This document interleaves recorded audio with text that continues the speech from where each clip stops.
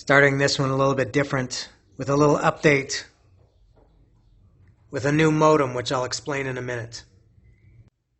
So doing things a little bit differently, yes, that was my new modem. For those who are interested, and I'm sure you are, I try to spice things up a little bit. Maybe it's not enough to do the unboxings and the talking about the albums.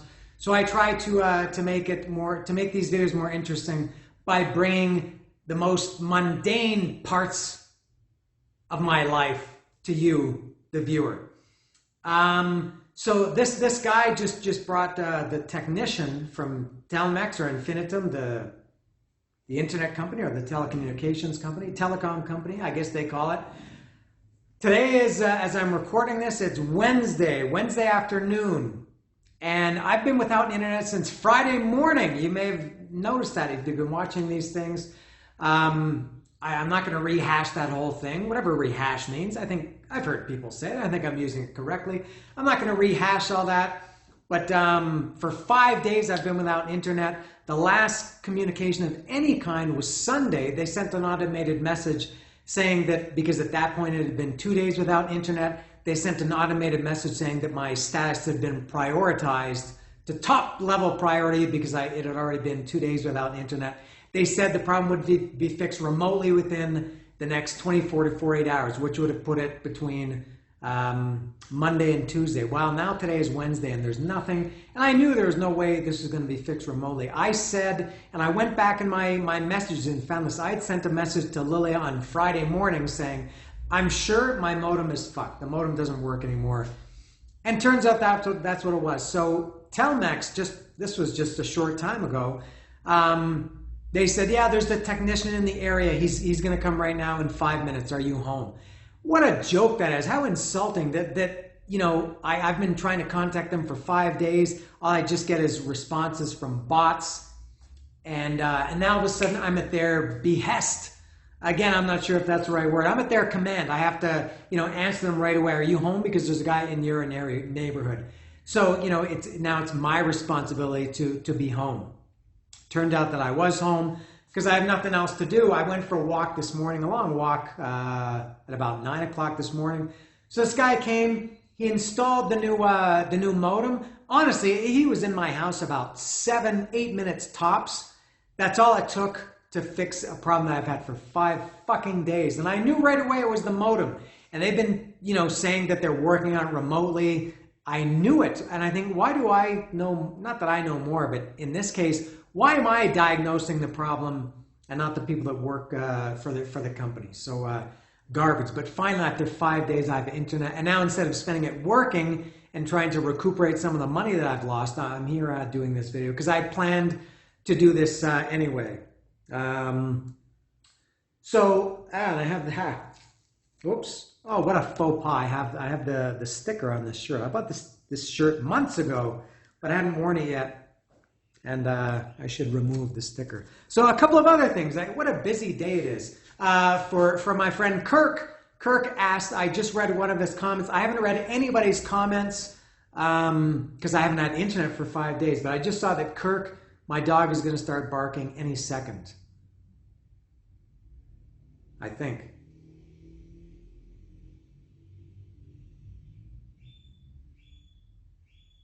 All right, he's not. That means he's sound asleep. All right, good. So Kirk asked me about the status with the volcano. This is Popocatépetl volcano, or El Popo, as they call it. It's been erupting for days now. Pretty serious. I'm okay. Kirk was asking if I'm okay. Kirk requested an update. So for Kirk and anybody else who was wondering, I'm okay. Not my life. Nobody in my city is affected by this. Now that volcano, it's about. They say as the crow flies. I don't like that expression. I don't like any expressions or cliches. I hate those. But if directly from here to the volcano, from my house to the volcano, I think it's about 70 kilometers. I can see it from my house. If I go outside on my balcony, I can see it when it's clear, which is usually only in the morning and only sometimes. But I can see it. And it's had some pretty serious eruptions. Lots of lava, hot rocks, massive ash clouds. They had to close the airport in Mexico City, I think on Saturday or Sunday, or maybe both, because there's so much ash that it was unsafe for planes to fly. They closed some things in Puebla, which is the biggest city that's nearby the volcano. There's two volcanoes, Popocatépetl and Iztaccíhuatl. Iztaccíhuatl is not active; it's extinct. Popo is very active, and I go hiking there. I go hiking there about. You can watch these videos if you're interested. I go hiking there usually about once a year, and I've seen some minor burps and farts of it. And when I was in Mexico City in 2003, I came here to see Pearl Jam. They were playing 3 nights here. I came for that. And I will get to, I should show this. I will get to, the main attraction is going to be this, Ride the Lightning, in case you were wondering. I will get to it, I promise. But Kirk asked for this. So, and I have something else to get to also. Yeah, I was here in 2003 to see Pearl Jam, and there was a pretty significant eruption that I think it was on the Saturday. There was, I remember I was at Lilia's house and going outside and everything was covered in a thick layer of ash. The sky was all covered in ash. Obviously this was big news. Pearl Jam mentioned it, I think it was the next night, that was the third show. Eddie Vedder was singing like an improv song and he mentioned about the volcano. And then about 10 years ago, I was there with a friend of mine from England. He was here visiting and he was here with his dad and we drove there. And we stopped to take pictures of it. It's a long, really curvy road to get up. This is almost 18, how big is it? How high is it? 17,600 feet. I think it's 5,400, 5,500 meters. It's a big one. And it's a long, curvy road to get up there. And we had stopped at the base of the volcano to take pictures of it. It was a beautiful day. And I was driving and I got back in the car. And as I went to turn the ignition, everybody got in the car and I said, holy shit, it's erupting. There was a massive, huge cloud coming out of it. I read this was front page news the next day. It went like 5 kilometers into the sky. Huge, thick cloud. And what I remember especially about that was we saw the big cloud. We were probably 2 or 3 kilometers from it at that point. And it was maybe 30 seconds or a minute after we saw this big cloud, we heard this loud crack sound, like louder than any thunder you've heard, which was, you know, the eruption. So anyway, I'm okay, but it seems, and they're evacuating. There's a small town around there called Ameca, which apparently they're evacuating. They're in the process of doing that. They're expecting this to either get worse or at minimum continue how it is. But I'm okay. But yeah, the volcano he's pretty, they call him Don Popo. And he's very angry and spicy these days. So that's what's happening. For Kirk, or for anybody else, there's an update on the volcano situation. What a busy day this was. Oh, and going back to the modem, I was texting with I always do this motion when I say the word texting. I was texting with Dallas, my friend Dallas. He was here visiting last year. He's coming again in November. We're gonna hang out. And I said, you know what? I still haven't got my internet fixed. I still have no internet. And we chatted, video chat on Friday. I said, can you believe this? I still have no internet. Minutes later, the guy was here. So I said to Dallas, this was like hitting the bottom of a ketchup bottle. You know, you hit it and it comes out. So my message to him, I guess, obviously this is not true, but I felt like my message to him spurred this technician to come here. Now, right after that guy left, 7 minutes again to fix a 5-day problem, and somebody had requested this during one of the live chats I've done. I also just received this moments before I started doing this video. This is from AliExpress, and somebody has asked, I think somebody asked me before to do an AliExpress unboxing, which I don't really want to do an unboxing of AliExpress or an unbagging or whatever. But I will today, just because of the timing. I was just going to do Ride the Lightning, which again, it's here, and I'm going to do a bonus unboxing as well. I'm going to do Kill 'Em All as well. There's Kill 'Em All. I'm not going to talk about Kill 'Em All because I just did it last week, but I will do the unboxing to show you the nice red vinyl. So I'll do a quick AliExpress unwrapping, let's call it. All right, so here it is. This came from China. I ordered this 2 Mondays ago. Today is Wednesday, so it took 16 days, only 16 days to come from China. And shipping is almost free. It's almost nothing. And Miguel, who sent me these records that I'm going to talk about, I was talking about this with him, that shipping from China, that it comes in 16 days. His package from California took around the same time to get here, maybe a little bit less, and cost a fortune. He paid $98 to ship it. I got this stuff shipped from China for a couple of dollars anyway. And he explained that apparently that's because the Chinese government subsidizes that to encourage China selling products all over the world. So I have, let's see, which is which. I think I know what this is. I think I'll do this one cool. This is cool. This should be, yeah, I think this is a blue, really cool Ace Frehley shirt. And it is, yes. This is cool. You get the best stuff on AliExpress. AC baby.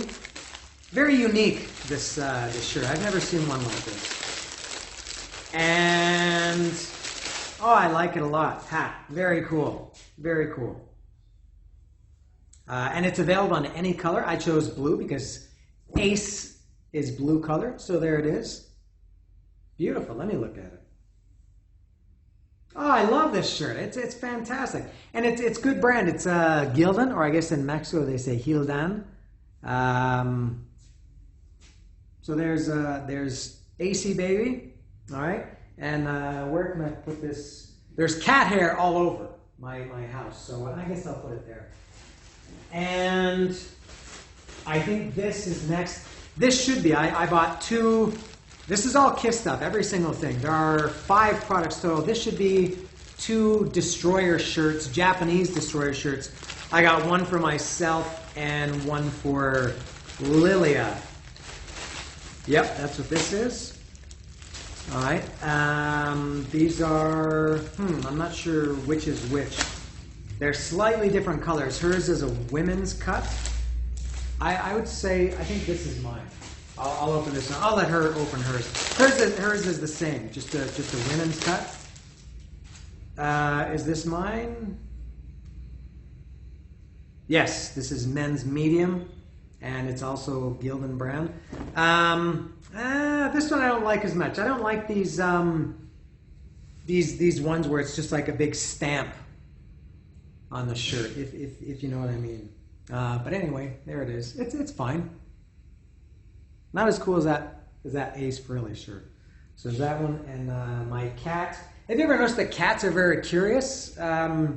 I feel like I'm the only one who's noticed that. Cats want to see everything. So I'll let Lilia, there's hers Japanese Destroyer shirt. I'll let her open hers. It's always exciting to open a package. And I promise I will get to Metallica Ride the Lightning.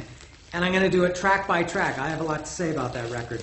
Now these should be 2 Kiss shorts. Now this one, this pair, I already had this, but it was a little bit small. I normally wear medium, like if it's like 32, 34, if it's an actual number waist size, I'm usually 32, but if it's, small, medium, large, extra large, I'd usually be medium. I got these months ago, last year, in large because they said that they fit a little bit small. I got them in large, and they were even a little bit small. So I got these, and I love these. These are great shorts. Good for swimming. I go swimming at rivers a lot. So I wanted these, and also I just like them as just lounge shorts to wear around the house. I love these shorts. Look at that. Look at the colors. There it is. Very vibrant. Yeah, these are bigger for sure. Those will fit great. Beautiful. That's from the 1978, I think, comic. Very bright and vibrant. The great Kiss logo. So there's that one.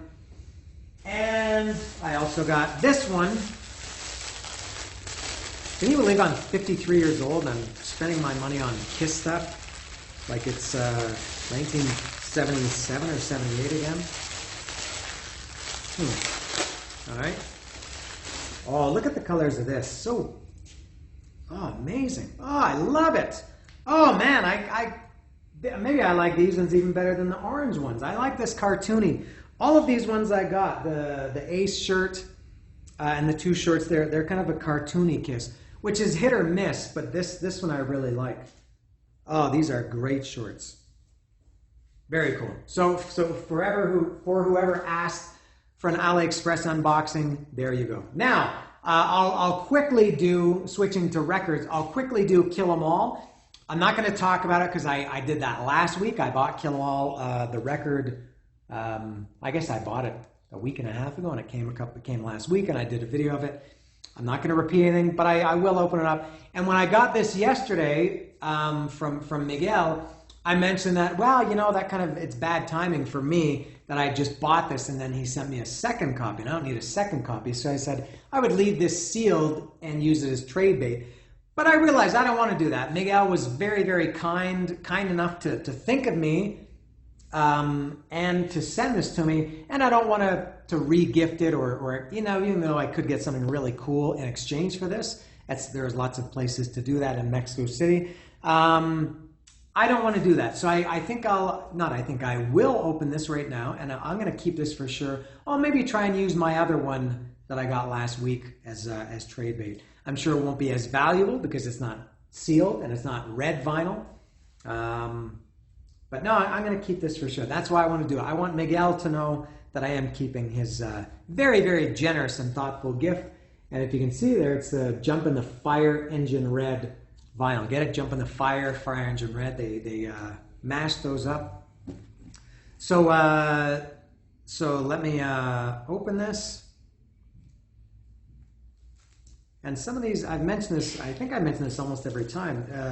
There's no gap in which you can put the knife. So I'll do it this way. My cat is over here. She loves packaging. All right. Oh, that's not coming off too well. This is the most boring part of the videos, as always.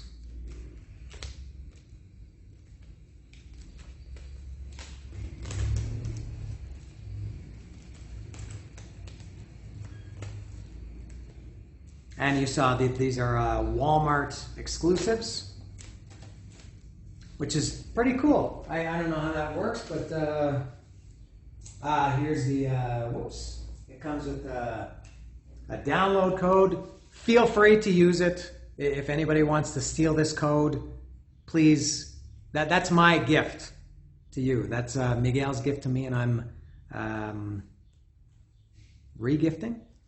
So here it is, and it is the same. Yeah, it has the same insert. All right, now let's see the Jump in the Fire Engine Red vinyl. Oh, very nice looking. I'm not going to freak the way some people do about the color. As I've said before, people talk more about how the record looks than the songs on it. But there it is, very nice looking, huh?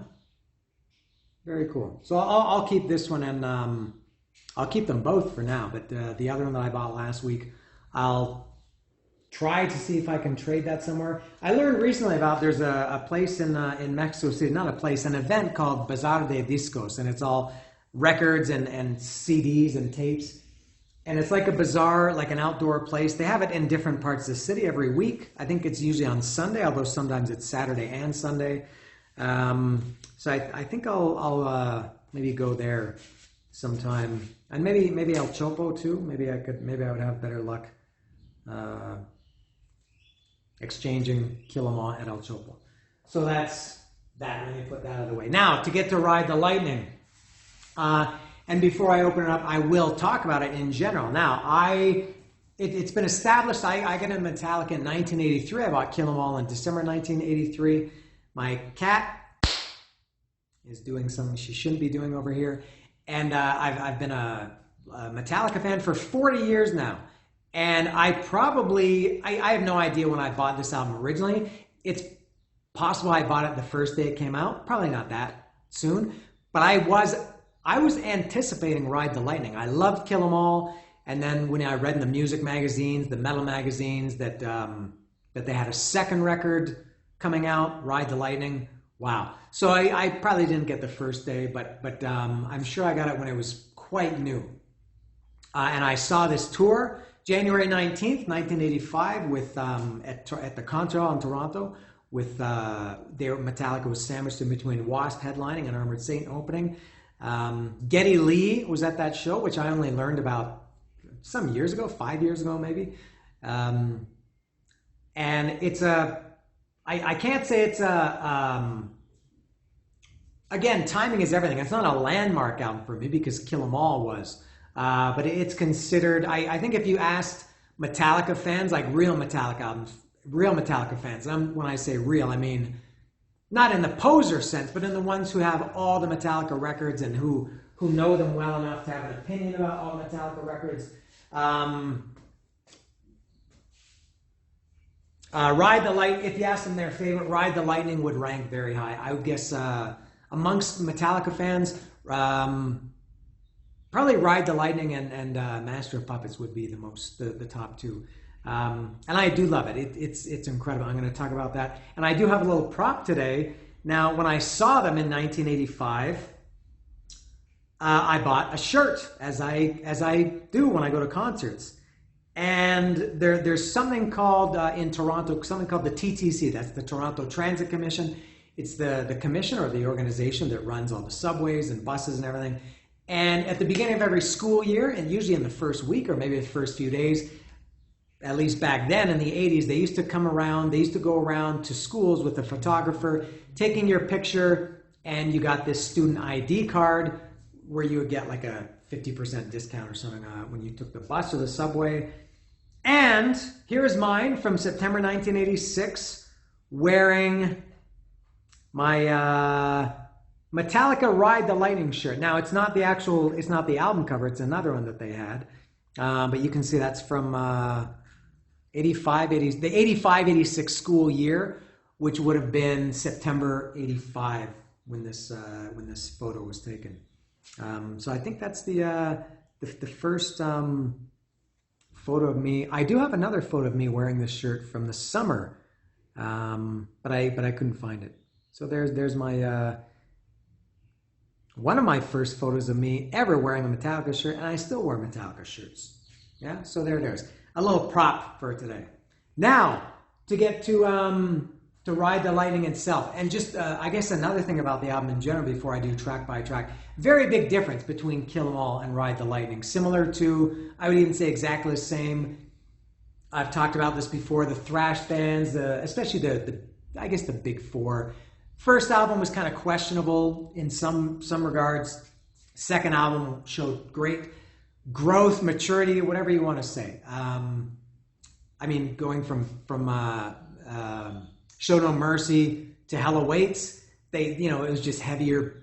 It became more like the Slayer that we know. Killing Is My Business is Good, going from that to Peace Sells, and Anthrax, going from Fistful of Metal, which was great at the time, but in retrospect, it's not a very good album. Going from that to Spreading the Disease, and it was the same thing with Metallica. Going from they had stopped they wrote about metal, Hit the Lights, Whiplash, Phantom Lord, Metal Militia. Those are all songs celebrating heavy metal, and there's nothing wrong with that. But they moved on from that pretty quickly. Anthrax had also Metal Thrashing Mad on the first record on Fistful of Metal. I would say the other noticeable difference from Kill 'Em All to Ride the Lightning, I mentioned this when I talked about Kill 'Em All last week. Hetfield's voice back then was very shrieky. Musically, I thought the album was great. Of the big four debut albums, Kill 'Em All by far, musically, I think is the best. It sounds, it doesn't sound dated to me. It sounds different than how Metallica sounded later, but it still sounds really, really good. Much better than the other three. So Hetfield's voice on this one, it wasn't nearly as shrieky. It had dropped a little bit. I guess it wasn't until really Justice for All that his voice became like really the mighty Hetfield. Sonically, I think this one sounds pretty different than Kill 'Em All. I don't know if I like it more or less, and maybe I'm not saying how much I love this album. I do. This is an all-time classic for me, as are the first four Metallica albums. Oh, and another thing. Now, I remember when I had the original version of this, it was called on the jacket. It was called For For Whom the Bells Toll instead of For Whom the Bell Tolls. That one more little thing. So I guess I will open it up now and do it and look at the electric blue vinyl, and then I'll go through it track by track. This one does have a little opening here that I can get the knife in easily. What do I remember about the packaging of this? The inner sleeve. It does have the lyrics for sure. I don't remember what else it had. I guess I'll see. I'm sure when I see it, I'm going to know right away. My memory will be jogged. All right. Oh, that was easy. That was the easiest one yet. Oh, it's so beautiful. Fantastic. Yes. All right. Let me see and I guess this also has the download code. I guess. Let me see if I do this. No, maybe. Oh, there it is. All right. And yeah, you can also feel free to use that. So for anybody who wants to take it, that's my gift to you. And it's got the chair. Oh, and I think I didn't show Kill 'Em All, but there's the, whoops, I'm having trouble here. There's the back of the Kill 'Em All. Anyway, so let me see. I remember this now. Okay, and it's the same as Kill 'Em All, just a plain dust jacket or sleeve, black instead of white with Kill 'Em All, and the insert. This doesn't really look that familiar to me. The font does. The font of the album titles, I do remember that, but I don't remember the black and yellow. All right, and then there's a couple of photos. And the information. Audio fixes Greg Fiddleman. So that's a very modern thing. Greg Fiddleman has produced their last 2 albums. And the lyrics, I loved reading these. It was so great to read, the thank yous and the liner notes and everything. They organized this by East Coast, West Coast, and Europe, who they thanked. Lars, at this point, I guess, had to deal with Tama drums. It says Lars Ulrich plays Tama drums exclusively. It's nothing about Kirk or James or Cliff playing anything else. All right. And let's look at this nice electric blue vinyl, or as I would call it, blue. Oh, it's very nice. It's semi-transparent, or I guess that is as transparent as it comes. Oops. There, let's put it like this. Very nice, huh?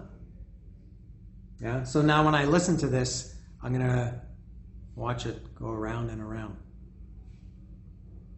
Very nice. Again, I wouldn't pay anything extra for colored vinyl. And as far as I know, it doesn't sound better. Does anybody remember when there used to be picture discs? And I guess we learned later that they didn't sound very good. Maybe people suspected at the time, but I guess they took like the vinyl and like painted it. But this, I guess, is actually, or these modern ones are made with actual colored vinyl. I can put this here. All right, so going through this track by track, the first one, I know this one very cold. Fight Fire with Fire, Ride the Lightning, For Whom the Bell Tolls, Fade to Black, Side 2 is Trapped Under Ice, Escape, Creeping Death, and Call of Cthulhu. So Fight Fire with Fire, was that, now I know that this wasn't the first song ever to have acoustic guitar intro and then into something heavy. This, as far as I remember, opened the door for that because everybody was doing it after. Exodus did with No Love on Bonded by Blood. Anthrax did it with Armed and Dangerous? Yeah, Armed and Dangerous, acoustic guitar intro and then heavy song. Death Angel did it on many songs. But I think Metallica started that trend, having a nice, gentle acoustic intro. And then as Paul Stanley would say, now it gets rough. And it's very heavy. Slayer never had that. I think Fight Fire with Fire, I loved it at the time. It was, my God, when I was 14 when this album came out and I was listening to this then, it was fast. It was, you know, aggressive. It was everything that I liked about music, or thrash metal, at least at that point. I think at some point over the years, I started to kind of dislike it. That kind of vocal style. I think I didn't like it as much, but I listened to it today when I went out for the aforementioned long walk. I listened to this album today, and I loved Fight Fire with Fire. Next is Ride the Lightning. And this album, by the way, I think this album started the trend, at least for the next three, or the next two, this one, Master and Justice, of being very formulaic, and I don't mean that in a bad way. The first song, let's compare, Fight Fire with Fire, Battery, and Blackened. They're all fast thrash songs. The next song on all of them was the title track, and you know, kind of longer songs. This is 636, Master of Puppets title track, just all title tracks and all long and, you know, kind of complex, I guess. They all had a slower, kind of heavy song. On this one, For Whom the Bell Tolls, The Thing That Should Not Be on Master, and Justice was a little bit different. Maybe Eye of the Beholder, or Harvester of Sorrow, which was later in the album. And then they all had kind of a quiet song, Fade to Black on this, Welcome Home, Sanitarium on Master, and One on Justice. And then the other half, again, start with the fast song, and this one, Trapped Under Ice, Disposable Heroes on Master, and Shortest Straw on Justice. And then ended with, and I'll talk about this a little bit later, a long instrumental, 8-9 minute long instrumentals, Call of Cthulhu here, Orion, and To Live Is to Die. So I think that's why maybe people love those three albums, is because they followed the same formula, but it all started with this. So Ride the Lightning is the second track. Love that one too, that intro, the pounding drums, da-na, da-na, da-na. That's terrible singing, but you get the idea. Then it had a fast part about halfway through, I think during the solo, was a fast kind of thrashy part. I've always loved Ride the Lightning, the title track. For Whom the Bell Tolls. That I've mentioned when I did Kill 'Em All last week, I mentioned that Four Horsemen was maybe my favorite Metallica song. When I went through their whole discography last year, I think I said Harvester of Sorrow. It could be For Whom the Bell Tolls, and there's another one too. For Whom the Bell Tolls, I don't think ever got sick of that song, never listened to it casually. I think every time I hear that song, it really takes me back. My God, what an incredible song. The two bells tolling at the beginning, and then the bass, and then just slow and heavy, and seeing it live, and it's all, and the crowd is, hey. Amazing song. Take a look to the sky just before you die. Make us fight on the hills in the early day. Constant chill deep inside. Black and roar, massive roar fills a crumbling sky. Shattered gold fills his soul with a ruthless cry. Stranger now are his eyes to this mystery. I might have some of those out of order. For Whom the Bell Tolls, possibly for today, my number one Metallica song in their entire catalog. That's not going to last long, because there's another one that I think I like even better. But oh my God, For Whom the Bell Tolls, classic Metallica. Or I guess as Hetfield introduces it live, or maybe he used to, For Whom the Bell Tolls. And I think he did Ride the Lightning, Ride the Lightning. And Creeping Death, Creeping Death. Great intro. It's very simple, but very effective to introduce those songs live. Fade to Black. Again, every song, I love, God, this album is fucking awesome. Fade to Black, some people, I remember this specifically at the time, didn't like Fade to Black. They didn't like the acoustic guitars. I think most people, the thrashers at the time, they could handle the acoustic intro to Fight Fire with Fire, because that was just an intro, but you know, Fade to Black was actually part of the song. Amazing, that intro solo. I think that one and the intro solo to One, they're just so memorable. And Kirk Hammett, I've said this before, Kirk Hammett is fucking awesome. I don't care what anybody says. For people who were into Metallica at this time, Kirk Hammett was the guitar hero for everybody. He was everybody's favorite guitarist. But that intro solo to Fade to Black,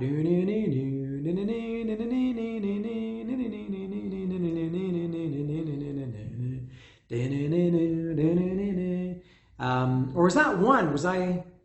No, that was Fade to Black. And then the acoustic guitars, it kind of breaks out of the intro. Fade to Black, not quite a favorite, but of all time. I mean, of all Metallica records. But another one, I don't think I ever got tired of it. And then the second side was Trapped Under Ice. Maybe the kind of overlooked song on this album. It's a fast one. It's a thrasher. It kind of builds up towards, and it's got that kind of raging lead as it goes into the first verse. Crystallized as I lay here in death, freezing, can't move at all, screaming, can't hear my calls. They've never really played this song live, and I don't know why. I would think it's a good live song. It's thrashy. I think fans like it, but it kind of got overlooked, I think, by the band, which is maybe why it never really caught on too much with fans, except maybe hardcore fans, because it was never a live staple. Was Trapped Under Ice. Death Angel did a cover of that, and it's okay, but I don't really like when bands cover other bands that are basically the same, because Death Angel's version, it's really the same as Metallica's version. Not much different there, but it's good. So if you haven't heard Death Angel's version, go check it out. It was on some tribute album. Next is Escape. Now Escape is it Infamous? Is that correct to say? Obviously, I think everybody knows, if you like Metallica, you know that the band hates Escape. The reason they hate it is because they said it was it was an obvious attempt to write a commercial song. They had never done that before. They didn't, have anything anywhere near a commercial on Kill 'Em All. And then Escape, they said that they actually sat down. They said, let's write a commercial song. I can't remember if that was at the suggestion of any record company people or Suits or executives, or if it was their own thing. But they did it and they didn't like it. To me, I think we didn't know until later, years later, that they hated that song. They never played it live. I always loved it. I still love it. When I listen to it today, I think it's a great song. And it's not, to me, the only commercial part of it, or the only commercial aspect of it, is the chorus. Out for my own, to live my own way. It's kind of melodic, but the actual song, it's not heavy like Ride the Lightning or Fight Fire with Fire, but it's not a bad song. I think the verses are great. Just the chorus is a little melodic. I love that song. I think this is the first sign, and actually maybe even the middle part of Trapped Under Ice, where you could hear, and in retrospect, you can see why Metallica took off and why Exodus, Testament, Death Angel, Slayer, and there's nothing wrong, because I love all those bands, but you could see Metallica was very different than them. That middle part of Trapped Under Ice, da, da, da, scream from my soul, mystified forevermore. That was really maybe the first sign of like a real melodic Metallica, and then the next song was even more.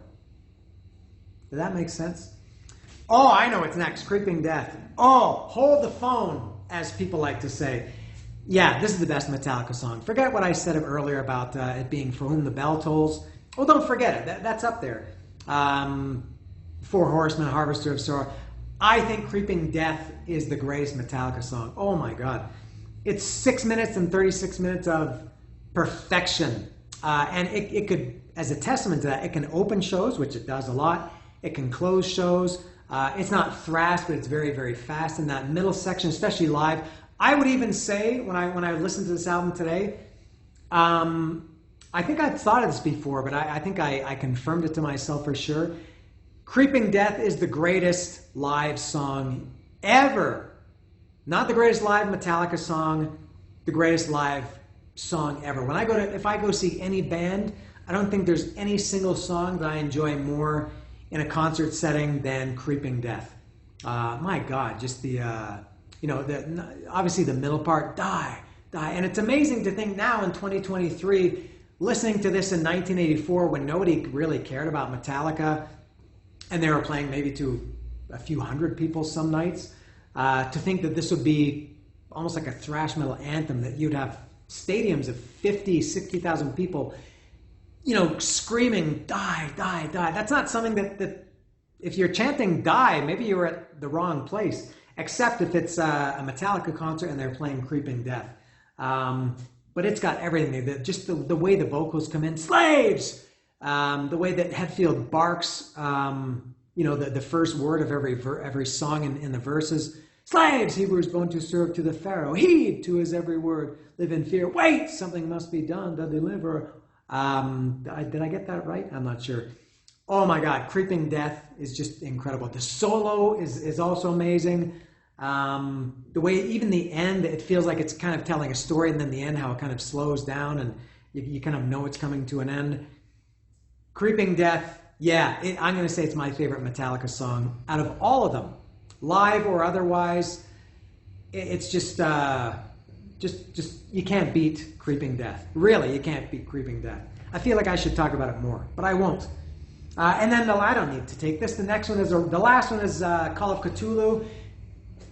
This is where the album comes down for me. Not significantly, but I've never been a big fan. To me, this is Call of Cthulhu, Orion, and To Live Is To Die is what, and this sounds bad, it's what prevents me from considering these to be perfect, flawless albums.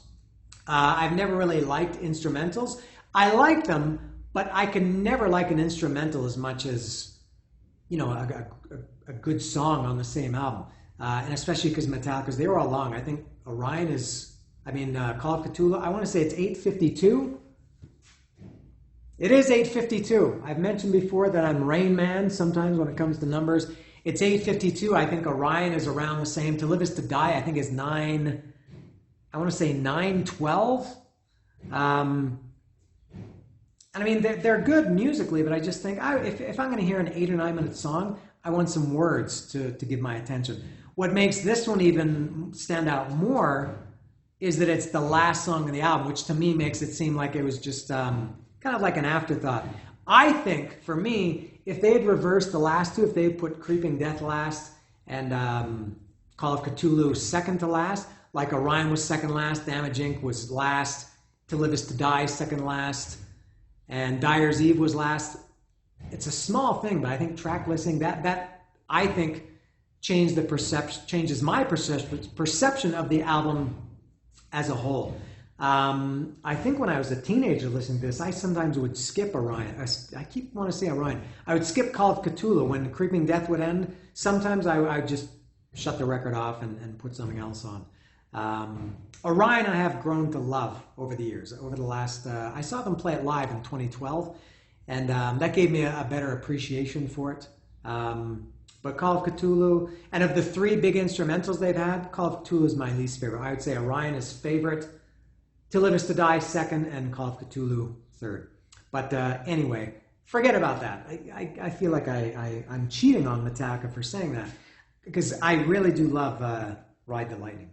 So there it is. Now that I have internet, maybe I'm not going to have as much time to do these videos because I'm going to have to get back to work. I haven't worked since Friday morning. But I think I'm going to continue to go through Miguel's records that he sent me. And I do have some other ones on the way as well. You'll have to see what they are. Maybe some of you smarter people will be able to figure that out. But for now, this was Metallica, baby. Ride the Lightning.